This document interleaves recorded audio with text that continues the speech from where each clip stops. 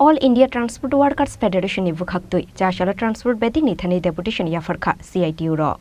Ashala Faimanzakha CITU ni President Manik de haste tangfang Shankar Prasad Dottono khoboi kubun o jamaro.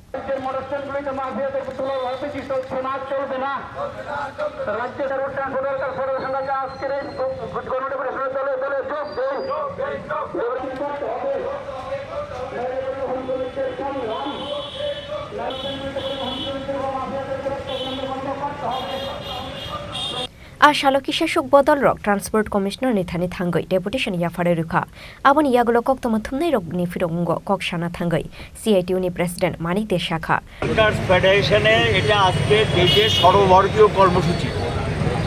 গোটা ভারতবর্ষে 10 কোটির উপর পরিবহন শ্রমিক আছে যাদের জীবিকা বিপন্ন, মজুরি কমে গেছে, পুলিশের নির্যাতনের শিকার একটা বিরাট সংখ্যক শ্রমিকরা আজকে জেলখানায় পড়ে আছেন।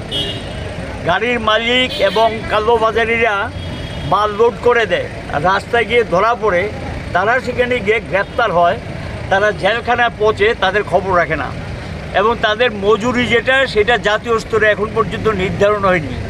আর আমাদের রাজ্য পাল্লা দিয়ে চলছে একটা অরাজকতা। এখানে সবচেয়ে বড় কর্মক্ষেত্র ছিল পরিবহন, 3 লক্ষ মতো শ্রমিক এখানে কাজ করতে।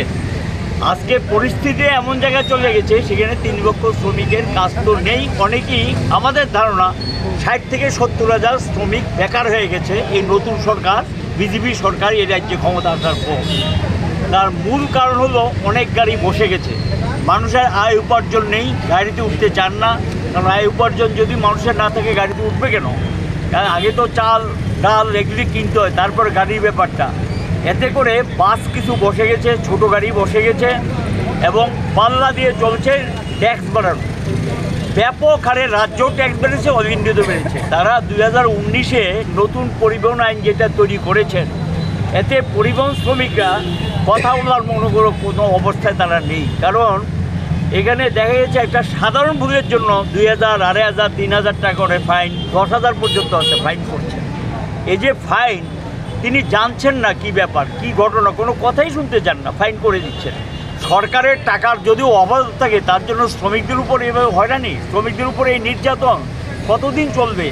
এমনিতেই তারা সকালবেলা উঠে রাত পর্যন্ত এত ব্যাপক পরিশ্রম করে জীবিকা নির্বাহ করে, আর তার উপরে তাদের উপরে যে আক্রমণ, এই আক্রমণ কোনো অবস্থাতেই মেনে নেওয়া যায় না এবং এটা শ্রমজীবীদের বিরুদ্ধে বিজেপি নেতৃত্বাধীন সরকার যুদ্ধ ঘোষণা করেছে।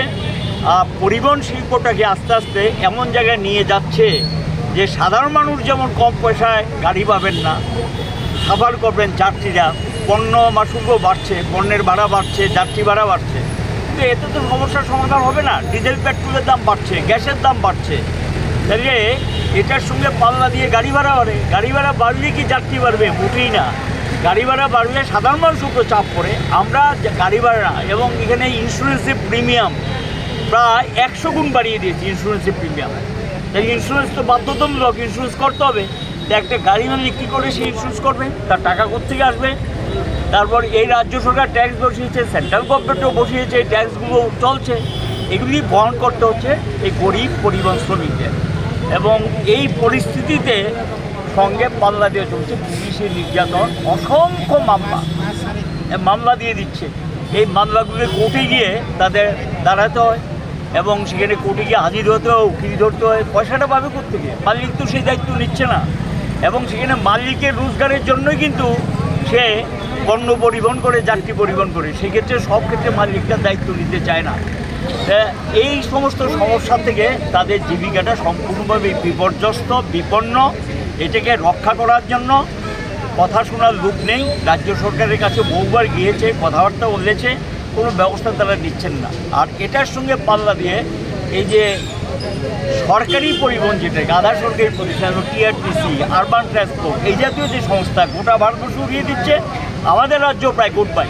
আরবান ট্রান্সপোর্টে বামফ্রন্ট সরকার ক্ষমতা থেকে যাওয়ার পর একটা বাসও কিনেনি, টিআরটিসি একটা বাসও কিনেনি। তাহলে এটা যে গণপরিবহন, তো এটার সঙ্গে সরকার কি করে দায়িত্ব নেয়? সরকারের একটা দায়িত্ব তো আছে গণপরিবহনে, এখানে সরকার সেই দায়িত্ব পালন করছে না এবং নতুন কোনো বাস গাড়ি কিনেননি, যাত্রী পরিষেবার সঙ্গে সংযুক্ত করেননি এবং যেই কারণে মানুষকে অনেক বেশি খরচে সেখানে গাড়ি চড়তে হয়, মানুষও সেখানে সাফার করছেন। আর শ্রমিকরাও নতুন গাড়ি নামলে তার কর্মসংস্থানের সুযোগ সৃষ্টি হয়, এই সুযোগ থেকে তারা বঞ্চিত হচ্ছেন। ই রিক্সাগুলোর উপর একই অবস্থা, অটোর উপর একই অবস্থা চলছে।